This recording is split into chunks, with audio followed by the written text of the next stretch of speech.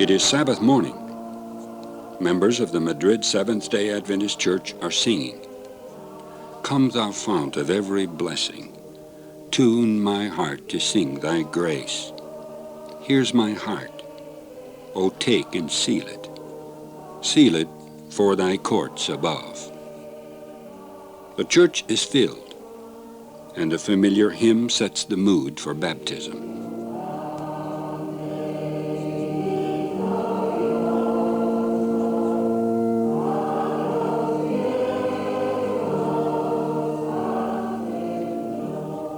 Mi querido hermano Eusebio Dorado, por tu fe en Cristo como tu Salvador personal y según tu libre deseo, yo te bautizo en el nombre del Padre, del Hijo y del Espíritu Santo. Amén.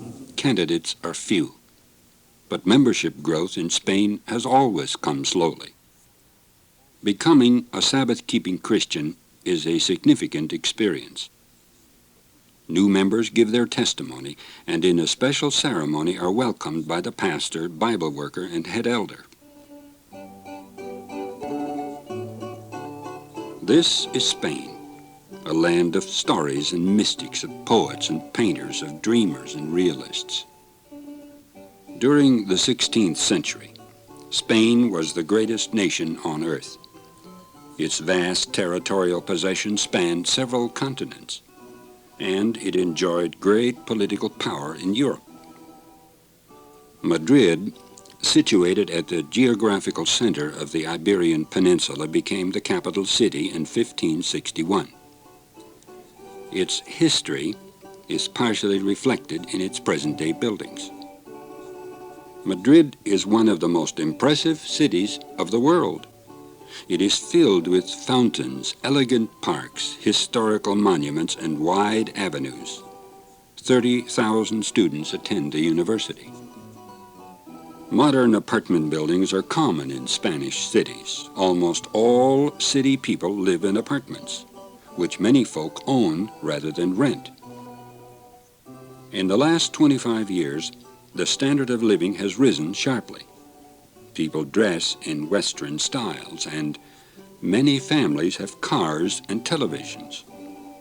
Some customs, however, live on forever. Each afternoon, factories, stores, and offices close for 3 hours, and then stay open till 7 o'clock at night. Often the evening meal is not eaten until 10 or 11 o'clock. Most farmers live in villages or small towns.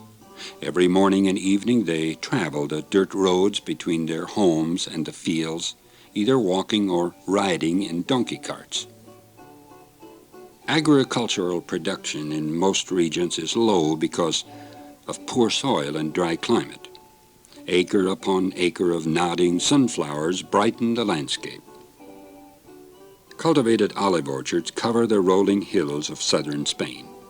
Olives, oranges, wine grapes, and wheat are the chief products of the land. Since the late 1950s, improved farming methods and modern equipment have helped make life easier for Spanish farmers. Even so, the economy of the farmer has been low, and thousands have left the farms to settle in the cities or move to other countries. On the rugged terrain outside Madrid, a gigantic cross towers into the sky. It soars above the Valley of the Fallen in memory of the dead of the Civil War of the 1930s. Beneath is a vast mausoleum which became the tomb for Generalissimo Franco in 1975.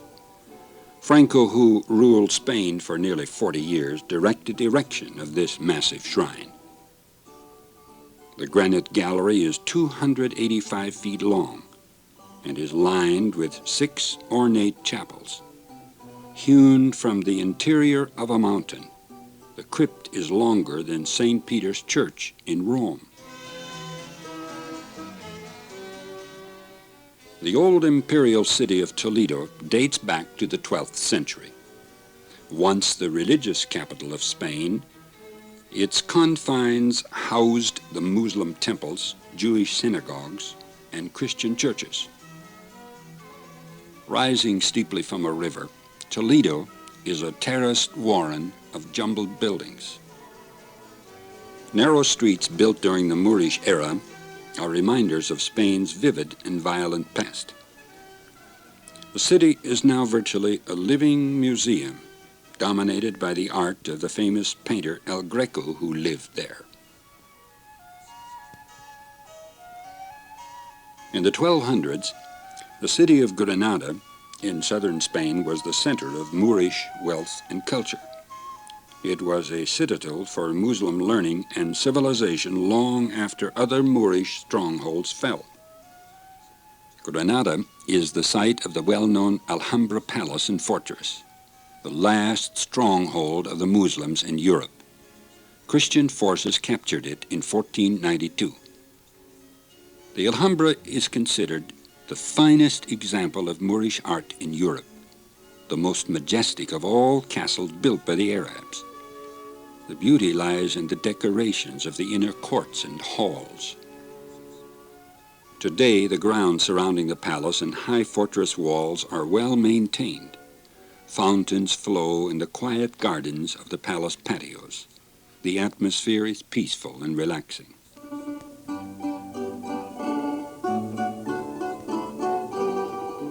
This is a predominantly Catholic land.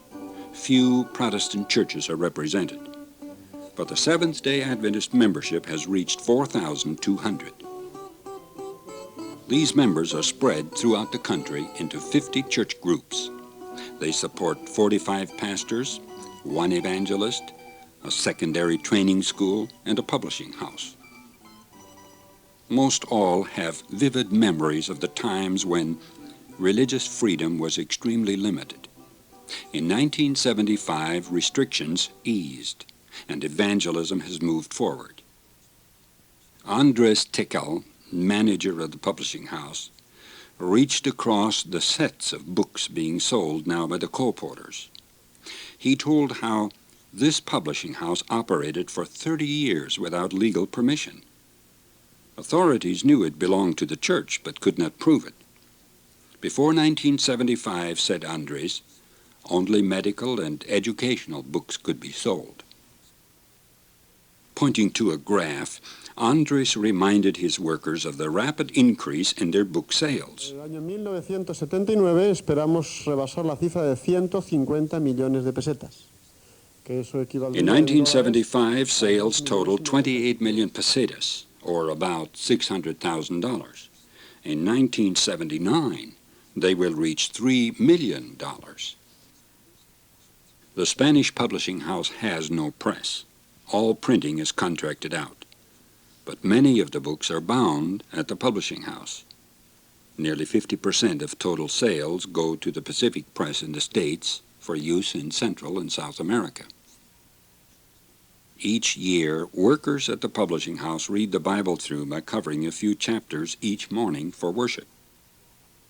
Andres read from a treasured possession. The Bible, purchased by Frank Bond as a gift to his young son, is now preserved in the publishing house archives. Frank and his brother Walter were early missionaries who left their homes in California to pioneer the work in Spain. The publishing house archives also contain a very special picture. On the back are these words: "We went on a canvassing and missionary tour in the wilds of Aragon. No railway in that part of the country. I rented this burro. We took turns riding him." This picture was taken after a long, tiresome march on the 5th of May, 1909. Frank S. Bond. Bond's diary tells of some of his first contacts with the book, The King is Coming. Early church publications give an account of the opposition encountered in holding public meetings. How, according to law, they were subject to fine if more than 19 persons attended the meetings. How houses of interested people were stoned for days at a time. One time, a box of books arrived from the States. The government would not release them, threatened to burn them, and fine Bond for attempt at illegal operations. Somehow, a second-hand book dealer got the box, sold the books to Bond. The authorities gave no further questioning. So, it is a new day when 170 colporteurs can go from door to door without fear for their safety. It is a new day for Spain to record 350 to 400 baptisms each year. It is a new day for the church when children and youth from all over Spain can come together for a Christian camping experience. Señores, ¿cómo están ustedes? Más fuerte que no os oigo. ¿Cómo están ustedes? Muy bien, muy bien. Esta es la definitiva. Victories at such gatherings can best be illustrated by the story of one family attending this camp. John Amigo has a family of 8 boys. John was a Seventh-day Adventist, but became discouraged for several years. During this period of time, conviction guided him to lay aside his tithe each payday. Finally, concern for his sons grew intense. He took them to camp and made his decision to return to the church. These campers represent the youth of the church in Spain. They are happy and vivacious. They express intent to develop into strong leaders to witness for Jesus. From Spain, the words are courage and progress. This is Mission Spotlight.